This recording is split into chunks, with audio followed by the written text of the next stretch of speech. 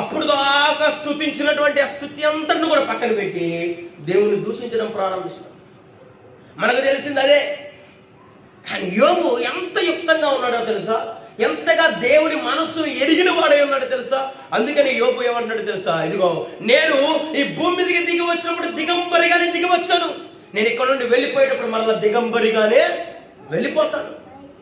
నేను అక్కడి నుంచి ఏమి తీసుకొని రాలేదు, ఇక్కడ నుండి ఏమి పట్టుకొని పోను.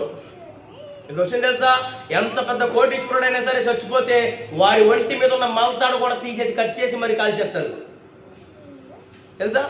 వాడి మీద ఒంటి మీద అప్పుడు దాకా కేజీలు బంగారం వేసుకుని తిరిగినోడైనా, వజ్ర వైడూర్యాలు వేసుకుని తిరిగినోడైనా, మంచి మంచి కాస్ట్లీ బట్టలు ధరించినోడైనా, ఒక్కొక్క సూటు ₹1,00,000 ఉన్నా, వాడు కొన్న కారు ₹1,00,000 కారైనా, వాడు ఉండే ఇల్లు కొన్ని ₹1,00,000 విలువ కలిగిందైనా, వాడు తాగే కప్పు బంగారపు కప్పు అయినా, వాడు తినే ప్లేట్ బంగారపు ప్లేట్ అయినా, చస్తే మల్తాడు కూడా తీసేస్తారా భయ్యా, గుర్తుపెట్టుకోండి. హల్లెలూయా, హల్లెలూయా. ఏది పట్టుకుపోవడానికి లేదు, అంతా విడిచిపెట్టిపోవాల్సిందే. నువ్వు ఎంత కష్టపడి రాత్రింబగళ్ళు దివారాత్రులు నానా బాధలు పడి కష్టపడి కడుపు మార్చుకొని సంపాదించినదంతా ఎక్కడే వదిలిపెట్టి వెళ్ళిపోవాలి.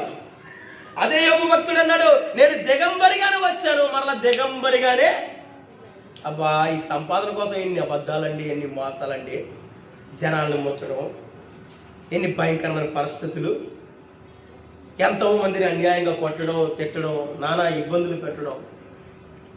ఒక చిన్న స్థలం కొరకు లేదా చిన్న ఒక అడుగు కూడా కాదు, అరడుగు, ఆ పావడుగు కొరకు కూడా తమ్ముళ్ళని చంపేవాళ్ళు, అన్నల్ని చంపేవారు, వాటి కొరకు కోర్టులు కేసులు, పోలీసులు, గొడవ, గోప్రాలు. ఏంటిది తెలియక అవన్నీ ఇక్కడ వదిలిపెట్టిపోవాల్సిందే. ఆ గజం కోసం చచ్చిపోతారు. ఆ గజాన్ని ఏమైనా తీసుకుపోతారా? తీసుకుపోయేది లేదు. ఆ స్థలాల కోసం, పొలాల కోసం రక్తాలు వచ్చి తట్టు కొట్టుకుంటారు. ఉపయోగం ఏమన్నా? ఏమీ లేదు. ఈడొక 10,000 వాడొక 10,000 తీసుకెళ్ళి పోలీస్ స్టేషన్లో చదివించుకోవడం తప్ప ఏమి ఉపయోగం లేదు. హల్లెలూయా.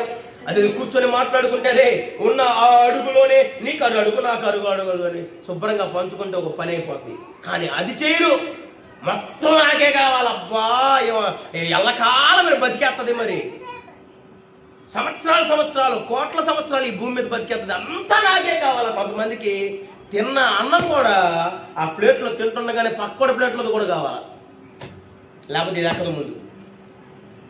హల్లెలూయా. అర్థమవుతుందా మీకు నేను చెప్పిన మాట? అలాంటి పరిస్థితుల్లో మానవుడు జీవిస్తూ ఉంటే, యోబు ఎలాంటి ధనవంతుడైనప్పటికీ